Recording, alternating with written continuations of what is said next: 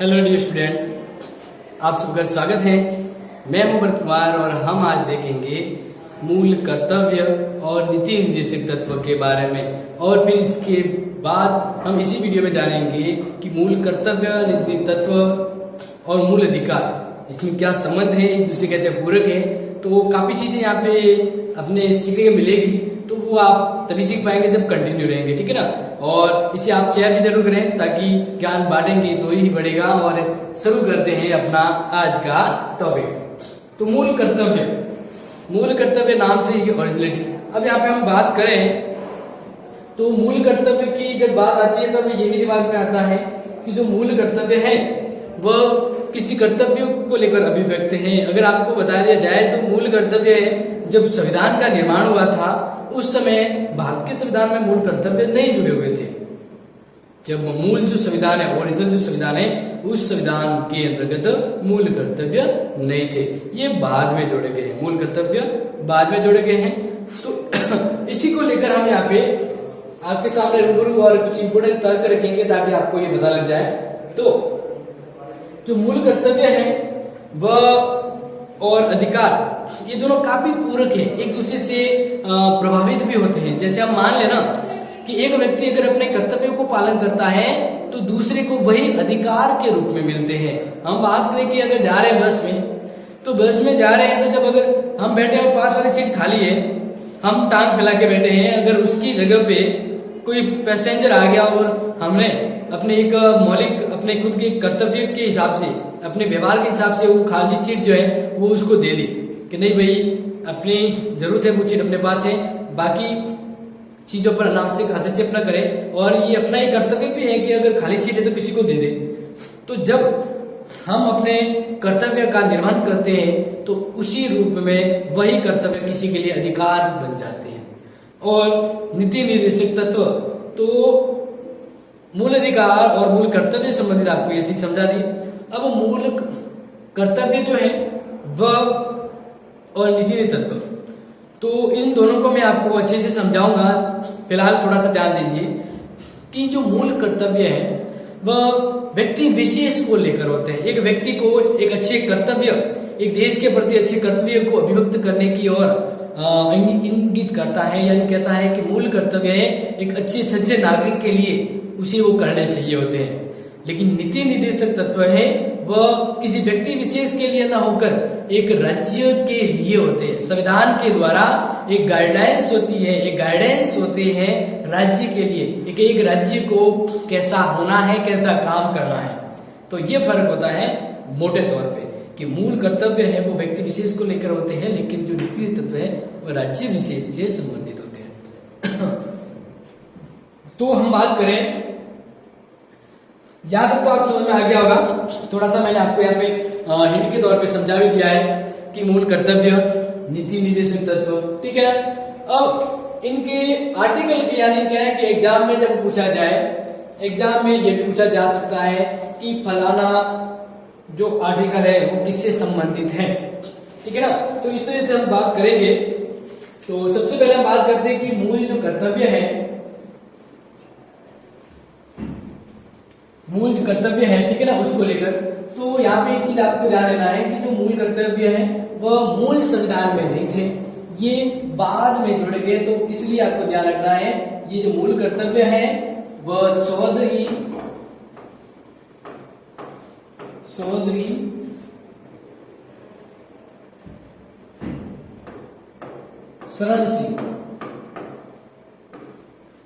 शरण सिंह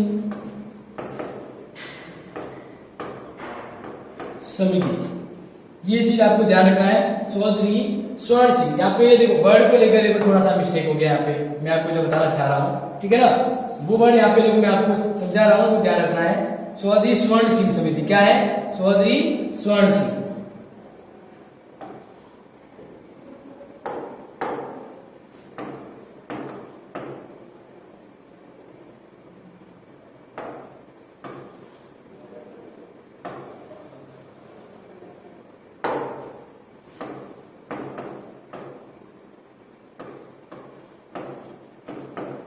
चौधरी स्वर्ण सिंह समिति, तो चौधरी स्वर्ण सिंह की समिति की अनुशंसा पर भारत के संविधान में 42वां संशोधन हुआ 1976। इस 1976 अगर आपको पूछा जाए कि लघु संविधान के तौर पे, तो ये 42वां संविधान इतना बड़ा व्यापक हुआ था कि इसको लघु संविधान का दर्जा भी दिया जा सकता है। तो इसके तहत मूल कर्तव्य जोड़े गए, ठीक है। लेकिन ध्यान रखना है, मूल जो कर्तव्य है, ये मूल कर्तव्य की जो बात है या मूल कर्तव्य संबंधी जो ये प्रारूप है या ये जो विशेषता है, तो मूल कर्तव्य किस देश के संविधान से लिए गए हैं? तो मूल कर्तव्य है वो रूस के संविधान से लिए गए। रूस, ध्यान रखना, मूल कर्तव्य है वह ओरिजिनलिटी है वो रूस से है, तो रूस के संविधान से लिए गए मूल कर्तव्य। लेकिन ये अपने फिर देश के अकॉर्डिंग इसमें बदलाव भी है, ओरिजिनलिटी के तौर पे ध्यान रखना है। अब जब मूल कर्तव्य जोड़े गए उस समय 10 मूल कर्तव्य थे। कितने थे? 10। तो ये 10 मूल कर्तव्य थे। अब इसको लेकर आपको जो जरूरी चीज है वो ध्यान रखनी है। क्या जरूरी है? तो ध्यान रखना, हमारे भारत का जो संविधान है, भारत का संविधान, इस संविधान का जो भाग, संविधान में 22 भाग है, तो भाग नंबर 4 और 4 के अंतर्गत मूल कर्तव्य जोड़े गए हैं। और पूछा जाए कि आर्टिकल कौन सा है, कौन से अनुच्छेद के तहत भारतीय संविधान में मूल कर्तव्य वर्णित है, तो ध्यान रखना 51 क, अनुच्छेद 51 क के तहत मूल कर्तव्य भारतीय संविधान में शामिल है। अब जो 10 मूल कर्तव्य थे और फिर संविधान में संशोधन हुआ, संविधान में एक संशोधन हुआ और उसके साथ ही एक और कर्तव्य जोड़ दिया गया, यानी वर्तमान में 11 कर्तव्य। कितना? 11 मूल कर्तव्य है। तो एक कर्तव्य जो जोड़ा गया वो कब जोड़ा गया, ये प्रश्न आ सकता है कि भारतीय संविधान में जो 11 मूल कर्तव्य जोड़ा गया है वो क्या है और कब जोड़ा गया या कौन सा संशोधन हुआ। तो ध्यान रखना, 86वां संशोधन, भारतीय संविधान का 86वां संशोधन हुआ। कौन सा? 86वां संशोधन, और ये हुआ था 2002 में 86वां मूल कर्तव्य संशोधन करके जोड़ दिया गया, यानी 86वां जो संविधान संशोधन है उसके तहत भारतीय संविधान के अंतर्गत 11 मूल कर्तव्य जोड़ दिया गया। कितना? 11 मूल कर्तव्य, ठीक है, ये ध्यान रखना है। अब एक जो इंपोर्टेंट प्रश्न आता है ना, वो मैं आपको बताता हूं, लेकिन इससे पहले ये चीज आपको यहाँ पे क्लियर हो जानी चाहिए, मूल कर्तव्य, ठीक है ना। अब नेक्स्ट जब आगे बढ़े तो आपको यहाँ पे पहले से ही मैंने नोटेड प्रिंटेड है जो मूल कर्तव्य आपके सामने यहाँ पे लाए हैं, तो इसको देखिए। टोटल जो 11 कर्तव्य हैं और 11 कर्तव्य ये है जो बाद में जोड़ा गया। क्या? बाद में जोड़ा गया, ठीक है, ये 11 कर्तव्य। तो इससे पहले 10 कर्तव्य ऑलरेडी हमारे संविधान में थे। तो पहला जो कर्तव्य है कि संविधान का पालन करे, उसके आदर्श संस्थाओं और राष्ट्र ध्वज राष्ट्रगान का आदर करे। यानी ये कर्तव्य है जो एक व्यक्ति से, उस देश के नागरिक से अपेक्षा की जाती है कि वो उस कर्तव्य का पालन करे। वो एक अच्छे कर्तव्य, इन कर्तव्यों का निबंध करने के अच्छे समाज और अच्छे देश की नींव है वो बनती है। तो मूल कर्तव्य है वो एक आदर्श गुण होते हैं। नेक्स्ट हम दूसरा पॉइंट देखें, तो दूसरा मतलब मूल कर्तव्य स्वतंत्रता के लिए हमारे राष्ट्रीय आंदोलन को प्रेरित करने वाले उच्च आदर्शों को हृदय में संजोए रखना, उसका पालन करना, ये मूल कर्तव्य है दूसरा। तीसरा है भारत की संप्रभुता, एकता, अखंडता की सुरक्षा, ठीक है ना, और उसको सुरक्षित बनाए रखना, रक्षा करना। चौथा कर्तव्य आप ध्यान रखेंगे, देश की रक्षा करें और आहन किए जाने पर देश की रक्षा करें और जब जरूरत पड़े आहन किए जाने पर, आहन का मतलब है बुलाया जाए, तब क्या करना है, यहाँ पे इंपोर्टेंट कहा है कि देश के लिए रक्षा के लिए आगे आ जाए। 5वां, भारत के सभी लोगों में समरसता, समान भातृत्व की भावना का विकास करें और धर्म, जाति और प्रदेश के आधार पर की प्रथाओं जो कुरीतियां उसको समाप्त करते हुए आगे बढ़े और जो समानता के विरुद्ध है उस चीज को दूर करें। छठा, हमारी सामाजिक संस्कृति गौरवशाली परंपरा के महत्व को समझे, उसका परीक्षण करें। प्राकृतिक पर्यावरण उसके अंतर्गत जीव वन्य जीव उसकी रक्षा, उसका संवर्धन और हर प्रति मानव के और पशु के प्रति दयाभाव रखें। विज्ञान दृष्टिकोण मानववाद ज्ञान और सुधार की भावना का विकास करें। सार्वजनिक संपत्ति को सुरक्षित रखें और हिंसा से दूर रहे। ये ऐसे हैं मूल कर्तव्य जो आदर्शवादी ज्यादा प्रतीत होते हैं और एक अच्छे देश की नींव, एक अच्छे देश को बनाने के लिए व्यक्ति से इसकी अपेक्षा की जाती है। ठीक है। 10वां, व्यक्तिगत और सामूहिक गतिविधियों के सभी क्षेत्रों में उत्कृष्टता की ओर बढ़ने का सतत प्रयास करें, जिससे राष्ट्र निरंतर आगे बढ़े और नई ऊंचाइयों तक पहुंच जाए। और सबसे जरूरी जो एग्जाम में काफी बार आ चुका है, 11वां मूल कर्तव्य। ये मूल कर्तव्य उन अभिभावकों से अपेक्षा करता है कि जिन अभिभावकों को 6 से 14 वर्ष तक के बच्चे हैं उन्हें कम से कम प्राथमिक शिक्षा का अवसर जरूर उपलब्ध करवाए। तो ये बोर्ड ने 6 से 14 वर्ष तक के आयु के बच्चों को शिक्षा के अवसर मुहैया करवाए।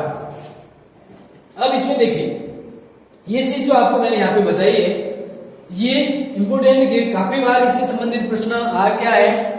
11वां मूल कर्तव्य से संबंधित प्रश्न काफी बार आ चुका है। अब एक जो चीज यहाँ पे आपको ध्यान रखना है जो मैं बता रहा हूं, ठीक है ना, वो यहाँ पे समझना है आपको।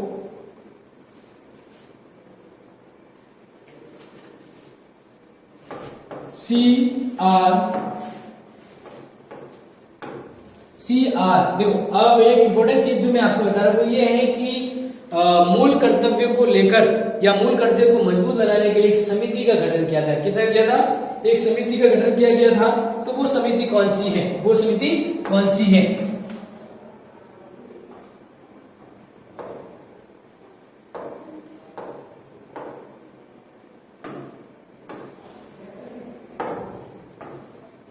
ईरानी। ये एग्जाम में आ सकता है। CR ईरानी समिति का संबंध किससे है? तो आपको ध्यान रखना है मूल कर्तव्य से। किससे है? मूल कर्तव्य से है, यानी मूल कर्तव्यों को मजबूती प्रदान करने के लिए, मूल कर्तव्यों को मजबूती प्रदान करने के लिए। तो ये आपको ध्यान रखना है। CR ईरानी समिति का संबंध मूल कर्तव्य को स्पष्टता प्रदान करने के लिए। अब मूल कर्तव्य है, इसको लेकर अगर विवाद हो जाए, ठीक है, तो इसके लिए कानूनी व्यवस्था का कोई प्रावधान नहीं, दंड नहीं। यानी अगर एक पॉइंट ध्यान रखा जाए तो जो मूल कर्तव्य है, मूल कर्तव्य वाद योग्य नहीं है, यानी इसके लिए क्या अनंत होने पर आप न्यायालय में शिक्षा के लिए गुहार नहीं कर सकते या फिर इनकी पालना के लिए भी कानूनी प्रावधान नहीं है। और दूसरा अगर बात करें तो मूल कर्तव्य है वो आदर्शवादी ज्यादा है। क्या है? आदर्शवादी प्रकृति के रूप में मूल कर्तव्य है। ये आपको ध्यान रखना है, ठीक है ना, जब भी आपके एग्जाम में ये आ जाए। अब मूल कर्तव्य है, इसकी प्रकृति कैसी है? मूल कर्तव्य की प्रकृति को ध्यान रखना, इसकी प्रकृति है सकारात्मक।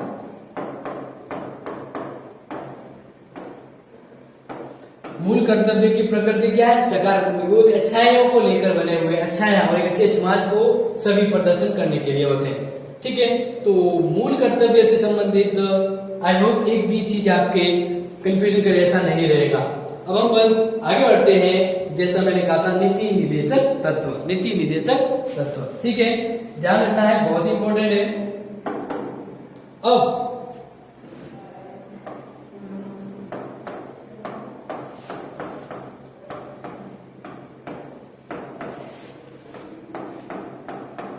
नीति निदेशक तत्व, इस चीज को लेकर आप सबसे ध्यान रखना कि ये मूल संविधान के साथ ही जुड़े हुए थे। अब जो मूल कर्तव्य हैं वो किस देश के संविधान से प्रभावित होकर लिए गए हैं?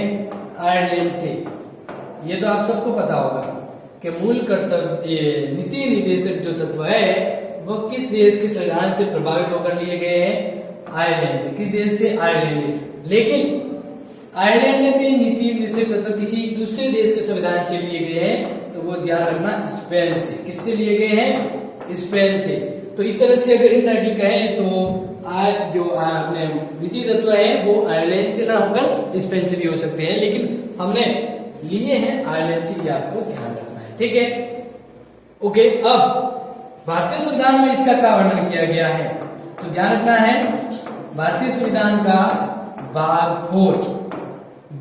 4 के अंतर्गत किसका वर्णन किया गया है, नीति निर्देशक तत्व के बारे में वर्णन किया गया है।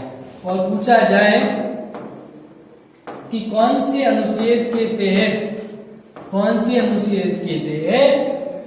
नीति निर्देशक तत्व वर्णित है, तो ध्यान रखना भारतीय संविधान के अनुच्छेद 36 से लेके 51 तक, भारतीय संविधान में 36 से 51 तक जो वर्णित है वह है नीति निर्देशक तत्व।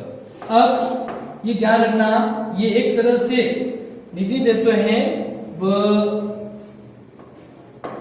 इसकी प्रकृति को देखिए तो दिशा प्रेरक है। क्या है, दिशा प्रेरक है, दिशा प्रदान करते हैं, या हम कहें कि ये गाइडलाइन की तरह है। गाइडलाइन किनके लिए, स्टेट के लिए, ये आपको ध्यान रखना है, दिशा प्रेरक है। और जो नीति तत्व है वह वाद योग्य नहीं है, यानी इसके शोषण या इसकी अनुपालना होने पर न्यायालय के द्वारा कोई दंड या उसकी व्यवस्था नहीं है, ये चीज आपको ध्यान रखना है। ठीक है, तो ये इसकी प्रकृति भी क्या होती है, सकारात्मक। नीति निर्देशक तत्व इसकी प्रकृति यानी इसका नेचर क्या है, एक सकारात्मक व्यवस्था की नींव डालना। अब और अच्छे से आपको ध्यान रखना है कि जो ये नीति निर्देशक तत्व होते हैं ये बहुत ही जरूरी है एक राज्य के लिए, बहुत ही जरूरी है एक राज्य के लिए। तो कुछ तथ्य हैं जो मैं आपके सामने यहाँ पे प्रेजेंट करूंगा, वो चीज आपको ध्यान रखना है। ठीक है ना, कि मूल कर्तव्य के बारे में या नीति निर्देशक तत्व के बारे में क्या चीज किसने कही है। ठीक है ना, तो वो चीज आपको बता होनी चाहिए, क्योंकि एग्जाम में पूछा जा सकता है। तो पूछे जाने वाले प्रश्न के आंसर आपको पता होना चाहिए, तो वही हम यहाँ पे डिस्कस करेंगे। तो हम बात करते हैं के.टी. शाह ने नीति निर्देशक तत्व के बारे में कहा था। के.टी. शाह ने नीति निर्देशक तत्व के बारे में कहा कि यह एक ऐसा सेक है, यह एक ऐसा चेक है, ठीक है ना, ये एक ऐसा चेक है जिसका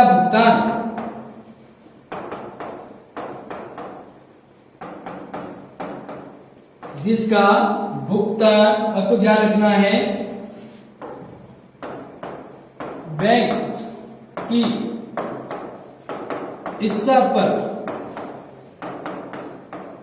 छोड़ दिया गया है। प्रश्न एग्जाम में आ सकता है कि किस विद्वान ने कहा कि नीति निर्देशक तत्व एक ऐसे चेक के समान है जिसका भुगतान होना ना होना किसकी इच्छा पे निर्भर करता है, बैंक की इच्छा पर निर्भर करता है। तो ये ऐसा कथन किसने कहा है, ये आपको पता होना चाहिए, के.टी. शाह ने कहा था। ठीक है, इसी तरह से अंबेडकर जी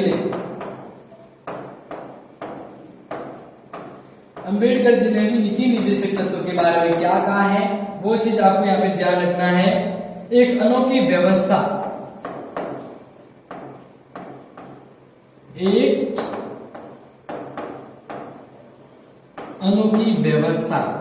के तौर पे इसको व्यक्त किया है। ठीक है, आप ध्यान रख लेंगे, पता लग जाएगा आपको। यानी अंबेडकर जी ने नीति निर्देशक तत्व के बारे में कहा है कि एक अनोखी व्यवस्था है, ऐसी व्यवस्था जो कुछ अलग करने के लिए हो सकती है। तो इसको एक अनोखी व्यवस्था के रूप में अपने विचारों में इन्होंने प्रेजेंट किया कि नीति तत्व। तो एग्जाम प्रश्न क्या आ सकता है कि नीति तत्व को किसने एक अनोखी व्यवस्था के रूप में प्रस्तुत किया है, या अपने शब्दों में या अपने शब्द कहे हैं। इसी तरह बात करें तो प्रोफेसर हियर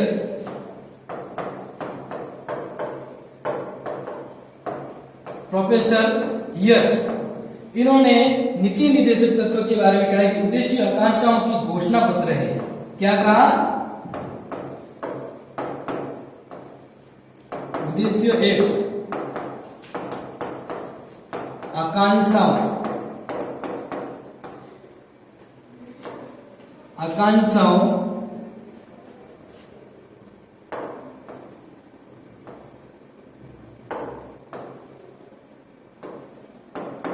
का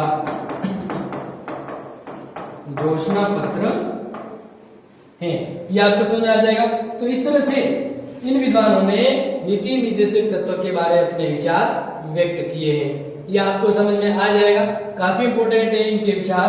और जो ये नीति निर्देशक तत्व है इनके बारे में एक चीज और आपको ध्यान रखनी है, जो हम यहाँ पे बात कर रहे हैं कि ये जो नीति निर्देशक तत्व है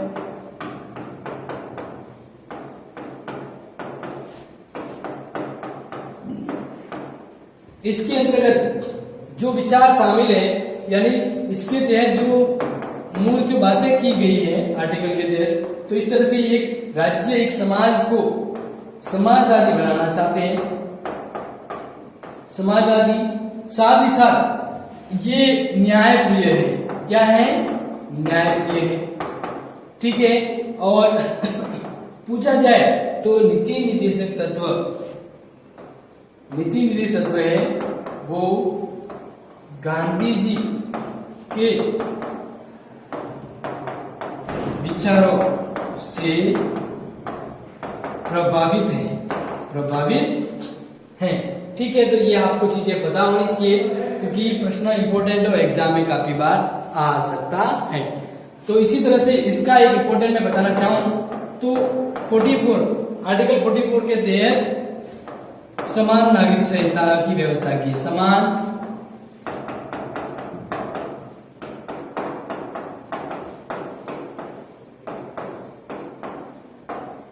तो वैसे तो नीति तत्व के बारे में इतना पॉइंट अपने आर्टिकल में जाने जरूरत, लेकिन ये ध्यान रखना है कि कुछ ऐसे हैं जिनका आपको समझना होगा। ठीक है ना।